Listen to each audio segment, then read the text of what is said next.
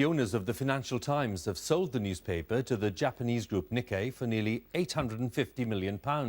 Pearson, which has owned the paper since the 1950s, said the sale would allow it to concentrate on its education publishing business.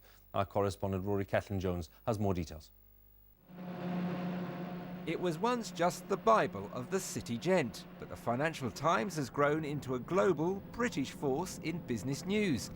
For nearly 60 years, it's been owned by the publishing giant Pearson, whose last chief executive said it would be sold over her dead body. Now it has been sold to Japan's Nikkei. So what's changed? Nikkei, we think, are now better placed to help the Financial Times to expand into Asia, to work together to grow more quickly in America, to take on this next big challenge in terms of the explosion of mobile technology and social media. The Financial Times, which seemed to have a message for its own staff this morning, has had to adapt, like other papers, to the internet era. 10 years ago, more than 400,000 people were paying for a print edition of the paper. Today, that's fallen to around 220,000. But when you factor in all of those people with digital subscriptions, nearly 750,000 are paying to read the FT in one form or another. Nikkei is already a powerful media firm beyond its Japanese home, and it's a mark of its ambition that it's paid what many consider a luxury price for the FT.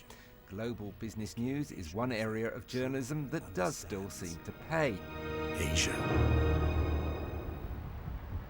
Elsewhere, the headwinds are strong. Even the profitable Daily Mail Group saw its shares fall sharply today as it reported another downturn in print advertising. But one former Financial Times editor is hoping its journalists can prosper under new owners.